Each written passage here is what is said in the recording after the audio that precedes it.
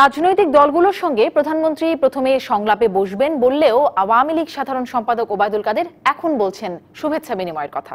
অবশ্য প্রেসিডিয়াম সদস্য ফারুক খান জানিয়েছেন, আলোচনার নির্দিষ্ট কোনো এজেন্ডা না থাকলেও ভবিষ্যতের রাষ্ট্র পরিচালনা নিয়ে রাজনৈতিক দলগুলোর সঙ্গে কথা হতে পারে।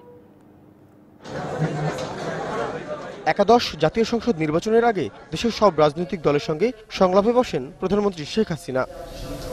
বিভিন্ন জোট মিলিয়ে ৭৫টি রাজনৈতিক দলের সঙ্গে আলোচনা করেছিলেন তিনি। শুধু ঐক্যফ্রন্টের সঙ্গে ২ দফা সংলাপে বসেছিলেন প্রধানমন্ত্রী। নির্বাচনের পর রাজনৈতিক দলগুলোর সঙ্গে প্রধানমন্ত্রী আবারও মত বিনিময় করবেন বলে রবিবার গণমাধ্যমকে জানান আওয়ামী লীগ সাধারণ সম্পাদক ওবায়দুল কাদের। তাদেরকে তিনি আবার আমন্ত্রণ করবেন। পরদিনই অবশ্য জানালেন, সংলাপ নয়, রাজনৈতিক দলগুলোর সঙ্গে শুভেচ্ছা বিনিময় করবেন প্রধানমন্ত্রী। এই জাতীয় নির্বাচন নিয়ে সংলাপের কোনো প্রয়োজন নেই। এ ধরনের সংলাপের দাবি হাস্যকর বলে আমি নিজেও এটা বলেছি।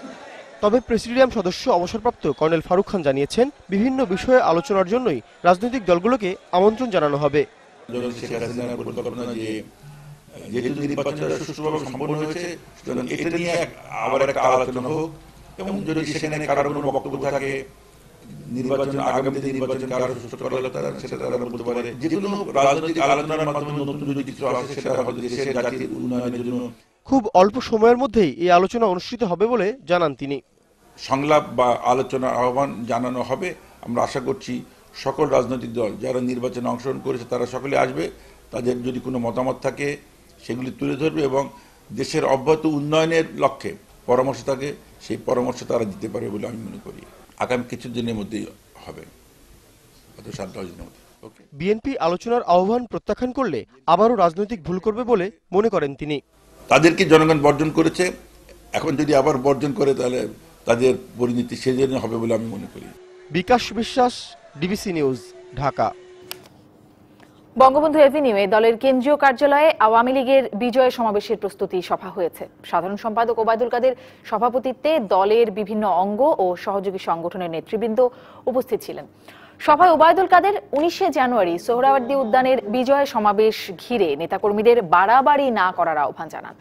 এছাড়া জাতীয় নির্বাচনের মতো ঐক্যবদ্ধ থেকে সামনের উপজেলা নির্বাচনেও বড় জয় নিশ্চিতে কাজ করার আহ্বান জানান তিনি।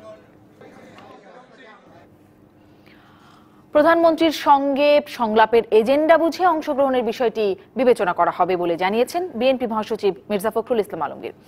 দুপুরে সিলেটে হযরত শাহজালাল রাদিয়াল্লাহু আনহুর মাজার জিয়ারত শেষে সাংবাদিকদের এই কথা বলেন তিনি। জামাত ইস্যুতে ঐক্যফ্রন্টে কোনো বিভেদ নেই বলেও দাবি করেন মির্জা ফখরুল। ভোটের দিন সহিংসতায় নিহত ছাত্রদল নেতা সোহেলের পরিবারকে সহমর্মিতা জানাতে সিলেট যান মির্জা ফখরুল ইসলাম আলমগীর। ঐক্যফ্রন্ট নেতা আসম আব্দুর রব, কাদের সিদ্দিকী ও সুব্রত চৌধুরী। এই সংলাপ যদি গতবারের মতো সংলাপ হয় তাহলে সেই সংলাপ কখনোই অর্থবহ হবে না। আর তাছাড়া সংলাপের এজেন্ডাটা কি, উনি যে সংলাপের কথা বলছেন সেটা এজেন্ডা কি? আমাদের এজেন্ডা তো একটা, এই নির্বাচনকে বাতিল করতে হবে, পুনরায় নিরপেক্ষ সরকার অধীনে নির্বাচন দিতে হবে, জনগণের অধিকারকে প্রতিষ্ঠা করার জন্য। সংসদ নির্বাচনের পর এবার সংরক্ষিত নারী আসন ও উপজেলা নির্বাচনের প্রস্তুতি নিয়েছে নির্বাচন কমিশন। ফেব্রুয়ারির প্রথম সপ্তাহে উপজেলা আর ১৭ ফেব্রুয়ারি নারী সংরক্ষিত আসনের নির্বাচনের তফসিল ঘোষণা করা হবে বলে জানিয়েছেন কমিশন সচিব হেলাল উদ্দিন আহমদ। বলেন, আবারও একাদশ জাতীয় নির্বাচন বিবেচনার কোনো সুযোগ নেই। একাদশ জাতীয় সংসদ নির্বাচনের ১৫ দিন পর সোমবার প্রথম কমিশন সভা বসেন KM নুরুল হুদার নেতৃত্বাধীন কমিশন। সভায় নির্বাচন কমিশনার মাহবুব তালুকদার ছাড়া অন্য ৪ কমিশনার সহ ঊর্ধ্বতন কর্মকর্তারা উপস্থিত ছিলেন। সভার কার্যতালিকায় ৪টি বিষয় উল্লেখ থাকলেও ৩টি বিষয়ে সিদ্ধান্ত গ্রহণ করে কমিশন। ধন্যবাদ আপনারা আমাদের নির্বাচন বৈঠক শেষে সাংবাদিকদের বিস্তারিত তুলে ধরেন ইসি সচিব হেলাল উদ্দিন আহমদ। বলেন, সংরক্ষিত নারী আসন নির্বাচনে দলগুলো জোটগতভাবে না এককভাবে নির্বাচন করবে এ নিয়ে চিঠি দেওয়া হবে। মহিলা সংসদ সদস্য নির্বাচনের জন্য তফসিল ঘোষণা করা হবে ১৭ ফেব্রুয়ারি। মনোনয়নপত্র দাখিলের তারিখ, সময় এবং মনোনয়নপত্র বাছাইয়ের সময় এবং প্রার্থিতা প্রত্যাহারের শেষ সময়, এগুলো আপনারা তখন জানতে পারবেন। মার্চের প্রথম সপ্তাহে ৫ ধাপে উপজেলা নির্বাচন অনুষ্ঠানের সিদ্ধান্তের কথা জানান সচিব। পঞ্চম উপজেলা পরিষদ নির্বাচন আগামী মার্চের প্রথম সপ্তাহ থেকে ধাপে ধাপে বিভাগ ওয়ারি যে প্রশাসনিক যে বিভাগ আছে ওই বিভাগ ওয়ারি এই নির্বাচন অনুষ্ঠিত হবে। ফেব্রুয়ারির প্রথম সপ্তাহে আমরা বিস্তারিত তফসিল ঘোষণা করতে পারব। সদর উপজেলাগুলোতে ইভিএম ব্যবহার করার একটা প্রাথমিক সিদ্ধান্ত হয়েছে। ঐক্যফ্রন্টের একাদশ জাতীয় সংসদের পুনর্নির্বাচন দাবিকে অযৌক্তিক বলে মনে করেন হেলাল উদ্দিন আহমদ। একাদশ জাতীয় সংসদ নির্বাচন বাতিল বা নির্দলীয় নিরপেক্ষ তত্ত্বাবধায়ক সরকারের অধীনে পুনর্নির্বাচন এগুলো এখন আর করার সেই সুযোগ নেই। যদি কেউ সংক্ষুব্ধ হয় তাহলে নির্বাচন ট্রাইব্যুনালে গিয়ে তারা মামলা করতে পারে। আইনি জটিলতার কারণে কিশোরগঞ্জ 1 আসনের নির্বাচনের বিষয়ে সিদ্ধান্ত নেয়নি কমিশন। এখানে একটু আইনগত জটিলতাও আছে। কাউসারা চৌধুরী কুমু, ডিবিসি নিউজ, ঢাকা। টানা তৃতীয়বারের মতো সরকার গঠনের পর মন্ত্রী পদমর্যাদায় 5 উপদেষ্টাকে পুনঃনিয়োগ দিয়েছেন প্রধানমন্ত্রী শেখ হাসিনা। রুলস অফ বিজনেসের ক্ষমতা বলে তাদের নিয়োগ দেন তিনি। গেল 7 জানুয়ারি তাদের চাকরি অবসান ও নিয়োগ করা হয়েছে। পরে রবিবার এই সংক্রান্ত প্রজ্ঞাপন জারি করে মন্ত্রিপরিষদ বিভাগ। প্রধানমন্ত্রীর রাজনৈতিক উপদেষ্টা এইচ.টি. ইমাম, অর্থনৈতিক উপদেষ্টা ডক্টর মশিউর রহমান, আন্তর্জাতিক সম্পর্ক বিষয়ক উপদেষ্টা ডক্টর গওহর রিজভী, বিদ্যুৎ, জ্বালানি ও খনিজ সম্পদ বিষয়ক উপদেষ্টা ডক্টর তৌফিক ইলাহি চৌধুরী ও নিরাপত্তা উপদেষ্টার দায়িত্ব পেয়েছেন অবসরপ্রাপ্ত মেজর জেনারেল তারিক আহমেদ সিদ্দিক। উপদেষ্টা পদে থাকাকালীন মন্ত্রীর পদমর্যাদা, বেতন ভাতা ও আনুষঙ্গিক সুযোগ সুবিধা পাবেন তারা।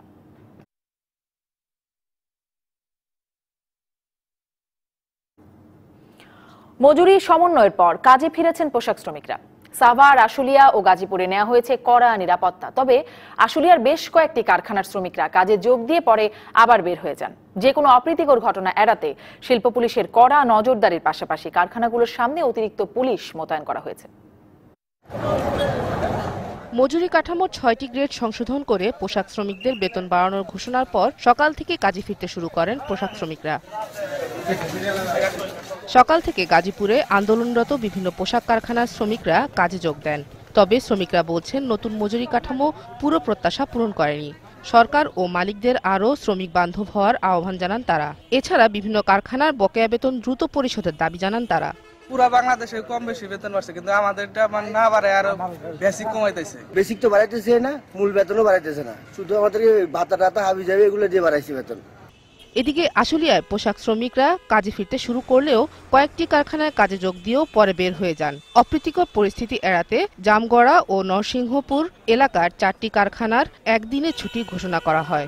তো সরকার এখন যে পূর্ণ নির্ধারণী বেতনটা বাড়াইছে, এটা সব আমাদের স্যারেরা যদি বাড়ায় এভাবে, তাহলে আমরা অনেক খুশি। সরকারের যে গেজেট আবারও নতুন করে রিভাইজ করছে, সেটাও আমরা ডিসেম্বর কার্যকর রেখেই রিভাইজ করে আমরা কাজ শুরু করেছি। মজুরি কাঠামো নিয়ে গত সপ্তাহ জুড়ে বিভিন্ন পোশাক কারখানার শ্রমিকরা বিক্ষোভ করে। Sheikh Nigar Sultana, DBC news desk. Sanji stainless steel ইন্ডাস্ট্রির সৌজন্যে ডিবিসি সংবাদে আরো থাকছে। 100 কোটি টাকা আত্মসাতের অভিযোগে স্বাস্থ্য কর্মকর্তা আনিসুর রহমানকে দুদকে জিজ্ঞাসাবাদ। হিসাবরক্ষণ কর্মকর্তা আফজাল বরখাস্ত। খাদ্যমন্ত্রী ও বাণিজ্যমন্ত্রীর সঙ্গে ব্যবসায়ী ও চাল কল মালিকদের বৈঠকের পরও স্থিতিশীল হচ্ছে না চালের বাজার। নাটোরে গত 15 দিনের ব্যবধানে বস্তা প্রতি চালের দাম বেড়েছে 200 থেকে 300 টাকা। আর পাবনায় ধরন ভেদে প্রতি কেজি চালের দাম বেড়েছে 3 থেকে 5 টাকা। চালের এমন উচ্চ দামে সংসার চালানোর খরচ বেড়েছে সাধারণ মানুষের। নাটোরের চালের মোকামে বাড়ছে চালের দাম। 2 সপ্তাহ আগে 50 কেজি ওজনের প্রতি বস্তা মোটা চাল বিক্রি হয়েছে 1500 টাকা দরে। এছাড়া মিনিকেট 2000 টাকা, বিয়ার 28-1600 টাকা এবং বিয়ার 29 বিক্রি হয় 1650 থেকে 1700 টাকা বস্তা দরে। কিন্তু গত কয়েকদিনের ব্যবধানে বস্তা প্রতি মোটা চালের দাম বেড়ে দাঁড়িয়েছে 1700 টাকা, মিনিকেট 2250 টাকা, বিয়ার 1800 টাকা আর বিয়ার 29 বিক্রি হয়েছে 1900 টাকা বস্তা দরে।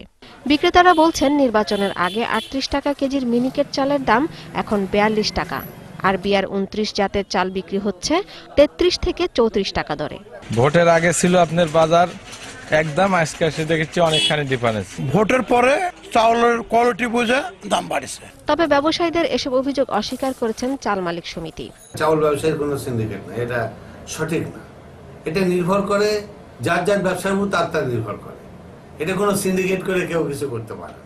এদিকে নতুন বছরের শুরুতেই চালের বাজার অস্থির হয়ে ওঠায় বিপাকে পড়েছে পাবনার ক্রেতারা। বর্তমানে 50 কেজির বস্তা বিক্রি হচ্ছে মিনিকেট 2500 টাকা, 29 1700 টাকা এবং 28 2000 টাকা। অসাধু সিন্ডিকেট বাজারে কৃত্রিম সংকট সৃষ্টি করে দাম বাড়াচ্ছে বলে মনে করেন সাধারণ ক্রেতারা। পার কেজি প্রতি মনে করেন 2 টাকা বাড়ছে, অর্থাৎ বস্তায় 100 টাকা বাড়ছে। মেলারা এই অভাবের বাজার সেরা কিনে ফেলতেছে এবং বাজারটা ফেলাই দিচ্ছে। তাদের হাতে পণ্য যাওয়ার পর পণ্যের দাম বাড়াই দিচ্ছে। তবে চালের দাম বাড়লেও প্রতিমণ ধানের দাম কমেছে 50 থেকে 70 টাকা। ফলে চাল ব্যবসায়ীরা লাভবান হলেও ক্ষতিগ্রস্ত হচ্ছেন কৃষকরা। 42-43 টাকা কেজি, 45 টাকা কেজি, তাহলে কৃষক বাঁচে কিভাবে? 15 দিন আগের থেকে এই তো মনে করেন 70 টাকা মনে কমেছে। দাম নিয়ন্ত্রণে রাখার কথা বলছেন জেলা খাদ্য নিয়ন্ত্রক। আমাদের অধীনস্থ যে চাল কলগুলো আছে সেখানে মজুদের ব্যাপারে আমরা তদারকি করছি যেন তাদের মজুদ নির্ধারিত সীমার মধ্যেই থাকে। Masuma Akter, DBC news desk.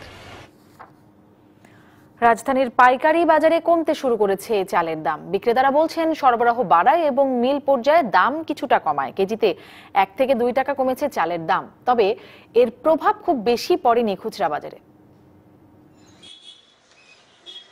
ক্রেতা বিক্রেতার সরব উপস্থিতিতে সরগরম রাজধানীর মোহাম্মদপুর কৃষি বাজার। বিক্রেতারা বলছেন এই বাজারে মোটা চাল বিক্রি হচ্ছে মানভেদে 30 থেকে 32 টাকা কেজিতে। এছাড়াও মিনিকেট 48 থেকে 51, বিয়ার 28 35 থেকে 40 টাকায় বিক্রি হচ্ছে এখানে। বিক্রেতারা জানালেন নির্বাচনের পরপরই চালের দাম কিছুটা বাড়লেও এখন আবার কমতে শুরু করেছে। গুটি সোনা আপনার 31 থেকে 32 টাকা, পার কেজিতে 1-1.5 টাকা কমাই দিছি, কিন্তু সব চাউলের দাম কমে নাই। আগে যে 2550 টাকা দরে যেটা কিনছি সেটা এখন 50 টাকা কমছে। চলতি মাসের শুরুতে মিল থেকে চাহিদা মতো সরবরাহ না পেলেও এখন সরবরাহ বেড়েছে, তাই চালের দাম আরও কমার প্রত্যাশা পাইকারদের। যে পার্সেন্টেজে ধানের দাম কমছে সেই পার্সেন্টেজে কিন্তু চাউলের দাম কমে নাই। তবে খুচরা বাজারে এখনো কয়েকদিন আগের বাড়তি দামই বিক্রি হচ্ছে সব ধরনের চাল। মোহাম্মদপুর টাউন হল বাজারে মোটা চাল বিক্রি হচ্ছে মানভেদে 34 থেকে 35 টাকা, আর মিনিকেট 51 থেকে 55 টাকা কেজিতে। অভিযোগ, 2-1 মিল মালিক নিয়ন্ত্রণ করেন চালের বাজার।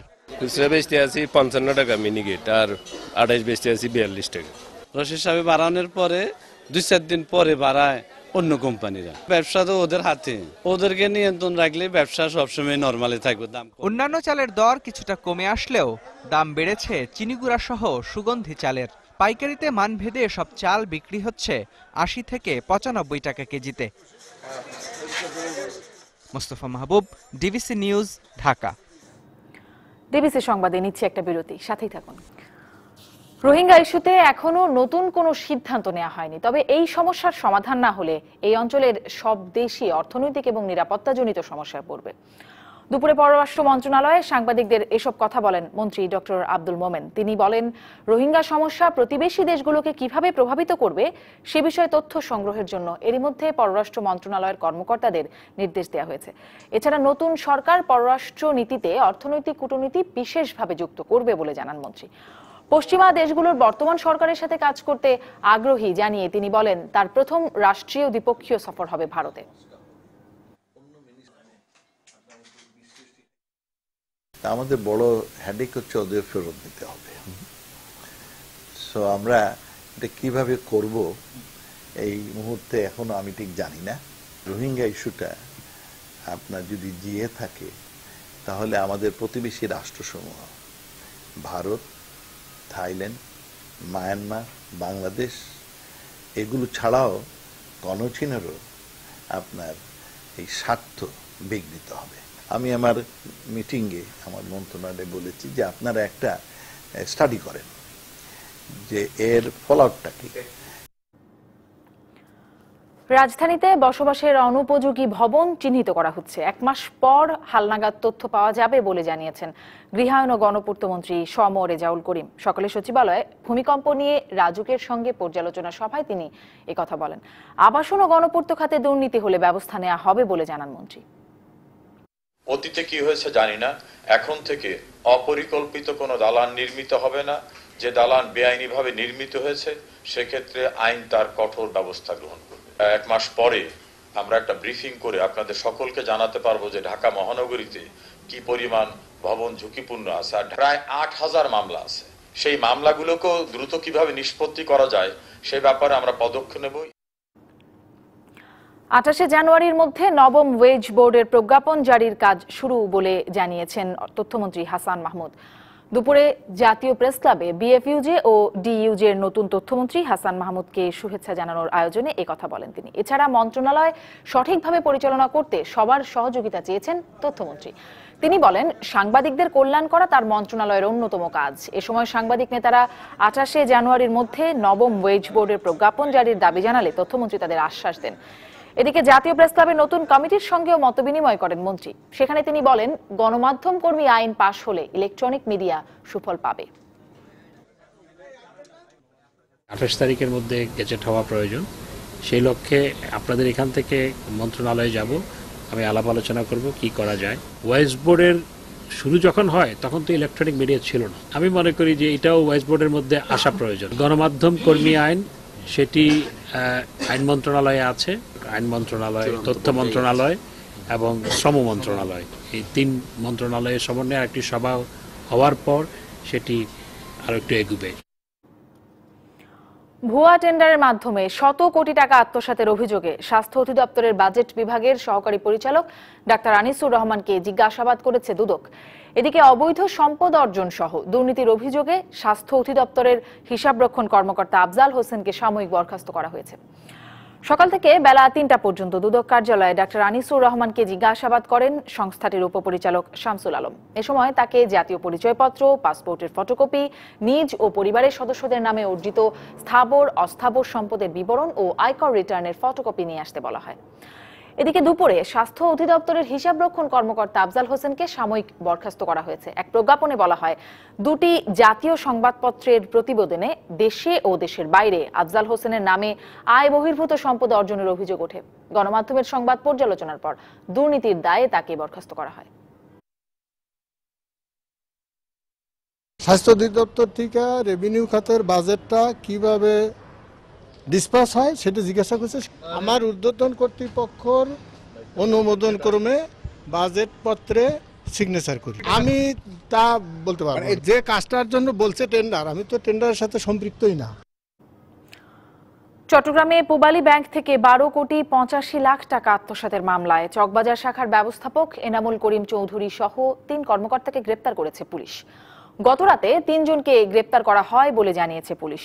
গত 7 জানুয়ারি ব্যাংকের কয়েকজন গ্রাহক, ম্যানেজার ও কর্মকর্তাদের সহায়তায় 4টি চেকের মাধ্যমে 12 কোটি 85 লাখ টাকা পূবালী ব্যাংক থেকে অন্য ব্যাংকের অ্যাকাউন্টে ট্রান্সফার করে আত্মসাৎ করে।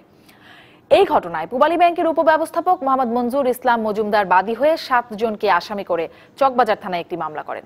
গ্রেপ্তার হওয়া আসামিদের আদালতে নেওয়া হয়েছে।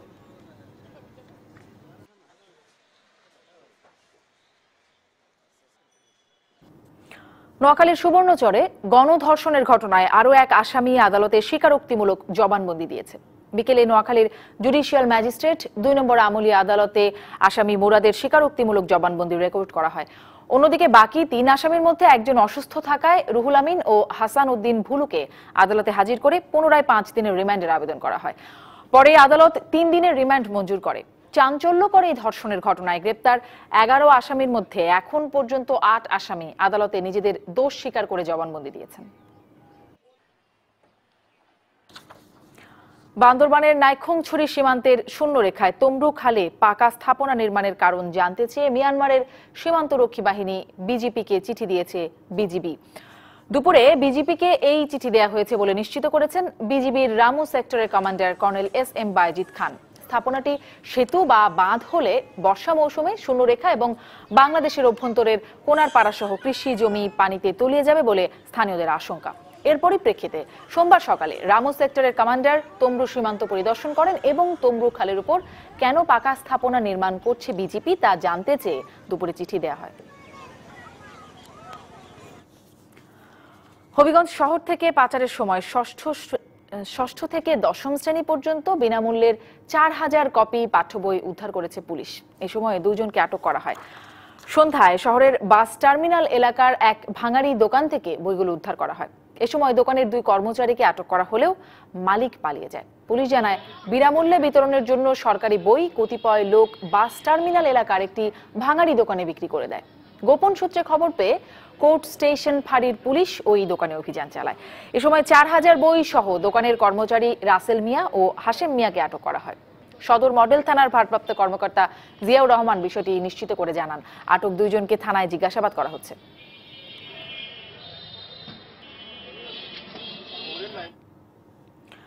অপ্রতিরোধ্য অগ্রযাত্রায় বাংলাদেশ নামে ভারত থেকে আমদানি করা 29টি বিআরটিসি বাস ও ট্রাক বেনাপোল বন্দরে পৌঁছেছে। ভারত থেকে মোট 600 বাস ও 500টি ট্রাক আমদানি করা হবে। এসব বাসের মধ্যে 300টি দ্বিতল বাস, 100টি একতলা সাধারণ বাস এবং 200টি এসি বাস আসার কথা রয়েছে। প্রথম চালানে 4টি এসি সিঙ্গেল ডেক বাস ও 25টি ট্রাক আনা হলো। বর্তমানে খালাসের অপেক্ষায় বাসগুলো বেনাপোল বন্দরের টিটিআই টার্মিনালে রাখা হয়েছে। দ্বিতল ও একতলা এসি বাসগুলো তৈরি করেছে ভারতের অশোক লেল্যান্ড। আমদানি করা সব বাস ট্রাক এপ্রিলের মধ্যে দেশে আসবে বলে জানিয়েছে বিআরটিসি কর্তৃপক্ষ। বিপুল ভোটে বিজয়ী হওয়ায় ঢাকা 1 আসনে মহাজোট প্রার্থী সালমান এফ রহমানকে সংবর্ধনা দিয়েছে নবাবগঞ্জ উপজেলা আওয়ামী লীগ ও সহযোগী সংগঠন। বিকেলে নবাবগঞ্জ পাইলট উচ্চ বিদ্যালয়ের মাঠে এই গণসংবর্ধনা দেওয়া হয়।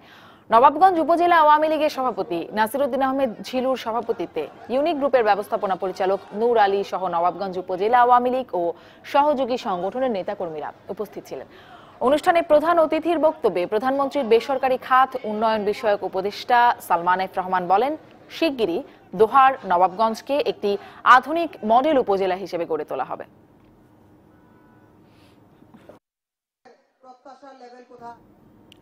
ডিবিসি সংবাদে নিচ্ছি আরো একটা বিরতি, সাথেই থাকুন। স্বাগত আরো একবার ডিবিসি সংবাদে। এ পর্যায়ে মার্কেন্টাইল ব্যাংক সংবাদ শিরোনামগুলো জানাবো আবারও। বিজয়ের শুভেচ্ছা জানাতেই দলগুলোকে দাওয়াত দেবেন প্রধানমন্ত্রী, বিষয় জেনে সিদ্ধান্ত নেবে ঐক্যফ্রন্ট।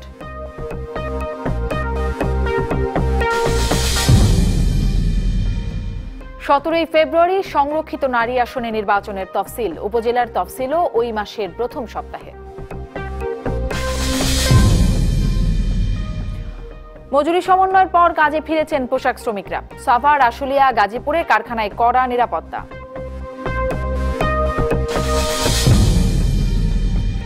এবং ব্যবসায়ী ও মিল মালিকদের সঙ্গে 2 মন্ত্রীর বৈঠকের পরও স্থিতিশীল হচ্ছে না চালের বাজার। রাজধানীতে পাইকারি দাম কমলেও খুচরায় নেই প্রভাব। বঙ্গবন্ধু শেখ মুজিবুর রহমান ও প্রধানমন্ত্রী শেখ হাসিনার ছবি অবমাননার অভিযোগে যশোর বিজ্ঞান ও প্রযুক্তি বিশ্ববিদ্যালয়ের উপাচার্য সহ 3 জনের বিরুদ্ধে মানহানির 2টি মামলা হয়েছে। দুপুরে যশোর জেলা ছাত্রলীগের সাবেক সাধারণ সম্পাদক আনোয়ার হোসেন বিপুল মামলা 2টি করেন।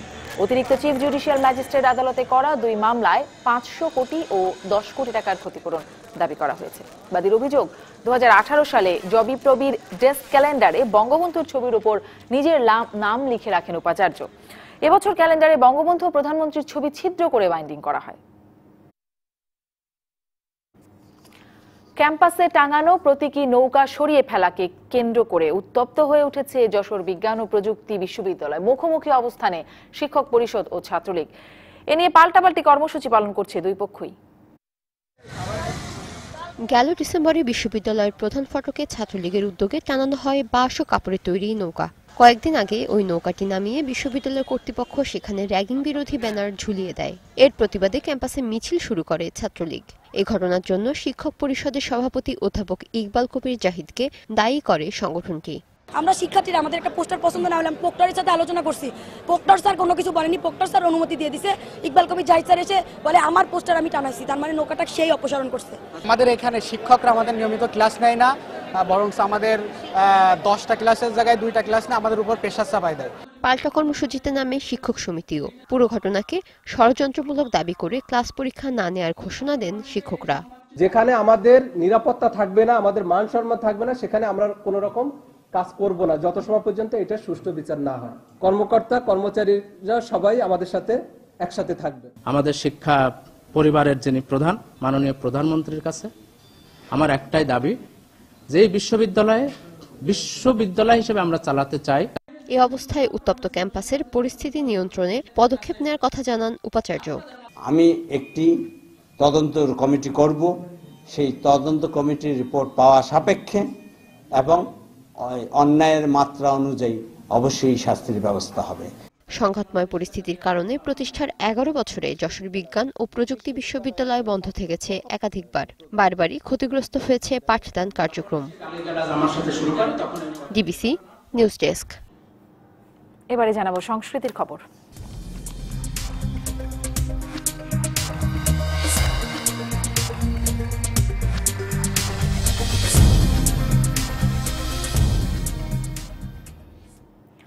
নাট্যাচার্য সেলিম আল দ্বীনের ১১তম প্রয়াণ দিবস আজ। এই উপলক্ষে ২ দিন ব্যাপী নানা আয়োজন করেছে জাহাঙ্গীরনগর বিশ্ববিদ্যালয়ের নাটক ও নাট্যতত্ত্ব বিভাগ এবং ঢাকা থিয়েটার।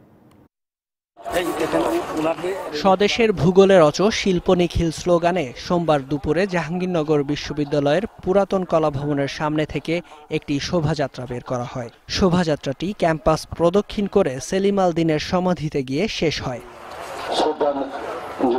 বিশ্ববিদ্যালয়ের উপাচার্য অধ্যাপক ডক্টর ফারজানা ইসলাম, সংস্কৃতিজন নাসির উদ্দিন ইউসুফ সহ বিশ্ববিদ্যালয়ের শিক্ষক শিক্ষার্থীরা সেলিম আল দ্বীনের সমাধিতে শ্রদ্ধা জানান। পালন করা হয় ১ মিনিট নীরবতা।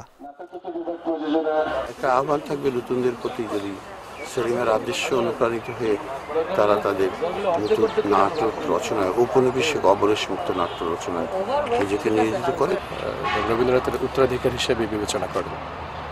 সেই সূত্রে সেলিম স্যারকে জাহাঙ্গীরনগর বিশ্ববিদ্যালয় সবসময় সম্মান জানায়। তার স্মৃতি এবং তার আদর্শ, তার দর্শনকে নিয়ে এই বিভাগটি যেন ভবিষ্যতে এগিয়ে যেতে পারে, সেই প্রত্যাশা করছি। স্যার সবসময় আছেন, আমাদের মধ্যে দিয়ে বেঁচে থাকবেন তার সৃষ্টিতে। পরে পুরাতন কলা ভবনে বারিন ঘোষের ক্যামেরায় সেলিম আল দ্বীন শিরোনামে আলোকচিত্র প্রদর্শনীর আয়োজন করা হয়। এছাড়া নাটক ও নাট্যতত্ত্ব বিভাগে আয়োজন করা হয় সেলিম আল দ্বীন ও এই যে আমি অন্তর্গত আলোক শীর্ষক সেমিনার। সন্ধ্যায় জাহাঙ্গীরনগর বিশ্ববিদ্যালয়ে নাটক ও নাট্যতত্ত্ব বিভাগের আয়োজনে অনুষ্ঠিত হয় নাটক চন্দ্রাবতী। মঙ্গলবার টাঙ্গাইলের কালিহাতীর মহাদেব সংযাত্রা পরিবেশন করবে নাটক এবং কিশোরগঞ্জের ইসলাম উদ্দিন ও তার দল পরিবেশন করবে পালা গান। DBC news desk. পৌষের শেষ দিনে নানা আয়োজনে সাকরাইন উৎসবে মেতে ওঠে পুরান ঢাকা। সকাল থেকেই পুরান ঢাকার আকাশে উড়েছে রং বেরঙের ঘুড়ি। বাংলা পৌষ মাসের শেষ দিনের সকালের আলো ফুটতেই পুরান ঢাকা জুড়ে শুরু হয় উন্মাদনা। দিনের শুরু থেকেই ছোট বড় সবার অংশগ্রহণে মুখরিত হয় পুরান ঢাকার প্রতিটি বাড়ির ছাদ।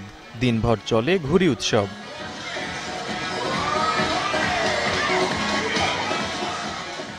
বেলা বাড়ার সঙ্গে সঙ্গেই বাড়ে উৎসবের জৌলুস, আর আকাশে বাড়ে ঘুড়ির সংখ্যা। সকালের তুলনায় বিকালে এ উন্মাদনা পরিপূর্ণতা লাভ করে। ছাদের উপর চলে গান বাজনা আর খাওয়া দাওয়া। সে সঙ্গে আনন্দের উত্তাপকে আরও এক ধাপ বাড়িয়ে দেয় ঘুড়ির কাটাকাটি খেলা।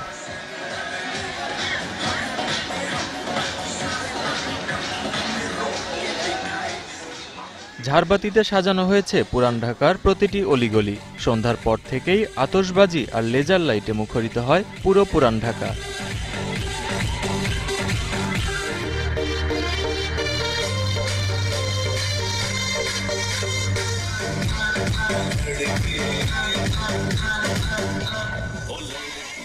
বাংলা ক্যালেন্ডারের নবম মাস পৌষকে বিদায় জানিয়ে মাঘ মাসকে বরণ করতে উদযাপিত হয়ে আসছে ঐতিহ্যবাহী এই উৎসব।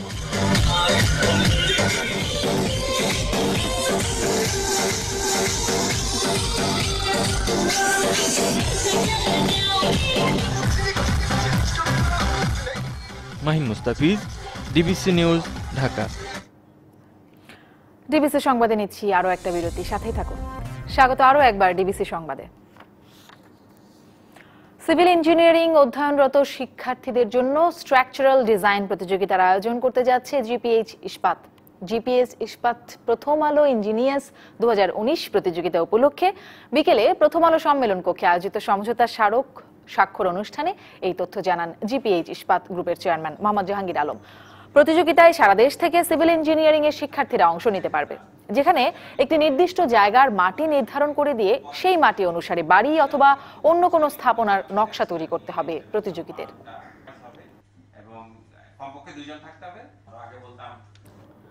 আগামী 17 জানুয়ারি থেকে রাজধানীর বসুন্ধরা আন্তর্জাতিক কনভেনশন সেন্টারে শুরু হচ্ছে গার্মেন্টস, অ্যাক্সেসরিজ ও প্যাকেজিং এক্সপোজিশন গাপেক্সকো। 4 দিনের এই মেলা উদ্বোধন করবেন শিল্পমন্ত্রী নুরুল মজিদ মাহমুদ হুমায়ুন। মেলায় তৈরি পোশাক খাত সহ গার্মেন্টস, অ্যাক্সেসরিজ ও প্যাকেজিং পণ্য, সুতা, কাপড় সহ এই খাতের বিভিন্ন মেশিনারিজ প্রদর্শিত হবে। বাংলাদেশ সহ বিশ্বের 20টি দেশের 270টিরও বেশি প্রতিষ্ঠান এতে অংশ নেবে। দুপুরে রাজধানীর একটি হোটেলে এসব কথা জানান বিজিএপিএমই এর সভাপতি আব্দুল কাদের খান। এ সময় তিনি আরো বলেন, গত বছরের শেষ 6 মাসে গার্মেন্টস, অ্যাক্সেসরিজ ও প্যাকেজিং শিল্পের রপ্তানি প্রবৃদ্ধি ছিল 8.5%। সরকারের সহায়তা পেলে 2021 সালের মধ্যে এই খাত থেকে $1200 কোটি আয় করা সম্ভব। এবারে জানাবো স্ট্যান্ডার্ড ব্যাংক আন্তর্জাতিক খবর। এবার জানাবো এস আলম গ্রুপ খেলার খবর।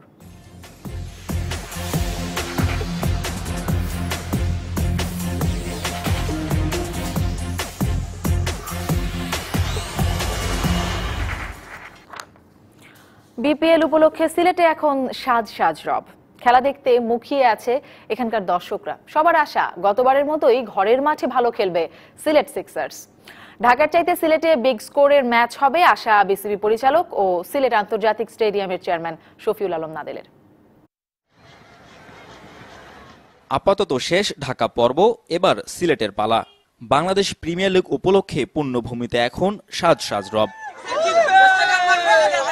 ঢাকাতে যেখানে দর্শক খরা, সিলেটের চিত্র ঠিক তার উল্টো। টিকিট বুথে দর্শকদের উপচে পড়া ভিড়। গতবারের মতো এবারও হোম ভেন্যুতে ভালো করবে সিক্সার্স, বিশ্বাস এখানকার দর্শকদের। এইবার যে টিম হয়েছে খুব শক্তিশালী টিম। খাতা কলমের দিক দিয়ে বিচার করলে আমাদের সিলেটের মাটিতে আমরা প্রত্যেকটা ম্যাচ জিতবো। আমাদের সিলেট জিতবেই ইনশাআল্লাহ। সিলেটে তো ভাই সেকেন্ড টাইম বিপিএল হচ্ছে এবার, তার মানে খুবই আগ্রহ আমরা খেলা দেখবো মাঠে বসে। সিলেটে বেশি বেশি খেলা দিলে সিলেটের পরিচিতিটা আরো বেশি হবে আর কি। আমরা সিলেটবাসীর একটি প্রাণের দাবি আমাদের সিলেট মাঠে বেশি বেশি করে আন্তর্জাতিক ম্যাচ দেওয়ার জন্য। এদিকে বিপিএল আয়োজনে পুরোপুরি প্রস্তুত সিলেট আন্তর্জাতিক স্টেডিয়াম। ঢাকার মতো নয়, বরং বিগ স্কোরের ম্যাচই হবে বলে আশা কর্তৃপক্ষের। দুটো 4টা খেলার পরে কিন্তু একদিন গ্যাপ রয়েছে, সেই কারণে আমাদের মাঠ বা পিচ কিন্তু ভালোই আমরা মনে করি তাদের কাছ থেকে আমরা রেজাল্ট পাবো। এবং আমাদের সিলেট ইন্টারন্যাশনাল ক্রিকেট স্টেডিয়ামে আমি আশা করছি যে স্কোরও কিন্তু বড় স্কোরই হবে। Mahmudur Rahman, DBC news, Sylhet. 16 জানুয়ারি সিলেটে রাজশাহী কিংসের মুখোমুখি হবে ঢাকা ডায়নামাইটস। তাই অন্যান্য দল সিলেটে পৌঁছে গেলেও মিরপুরেই অনুশীলন সেরেছে সাকিব আল হাসানের ডায়নামাইটস। 4 ম্যাচের প্রত্যেকটাই জিতে টেবিলের শীর্ষে আছে 3 বারের চ্যাম্পিয়নরা। ডায়নামাইটস কোচ খালেদ মাহমুদ সুজন জানিয়েছেন, জয়ের ধারাটা সিলেট পর্বেও ধরে রাখতে চায় দল। সিলেটে আরও জমজমাট হবে বিপিএল, এমনটাই প্রত্যাশা এই কোচের। একটা ম্যাচে খুব কম্পিটিশন ছিল, সেটাও একটা ইম্পর্টেন্ট ছিল আমাদের ওই ম্যাচে। মানে আমরা নার্ভটা কীভাবে রাখতে পারি, ক্লোজ ম্যাচে কী করতে পারি সেটাও দেখা হলো। তো যদিও একটা সময় গিয়ে নকআউট স্টেজ আছে, সুতরাং ওই জায়গাটা ইম্পর্টেন্ট, মোমেন্টামটা ধরে রাখাটা খুবই জরুরি। আমরা চাই ধরে রাখতে আমাদের মোমেন্টামটা। একটা নতুন জায়গা বলে কথা না, আমার মনে হয় যে মাঠ তো সিলেটে আমরা জানি, অথবা ফরেন প্লেয়াররাও লাস্টে পোলাররা খেলেছে ওখানে জানে না, আর সুনীলও খেলেছে জানে।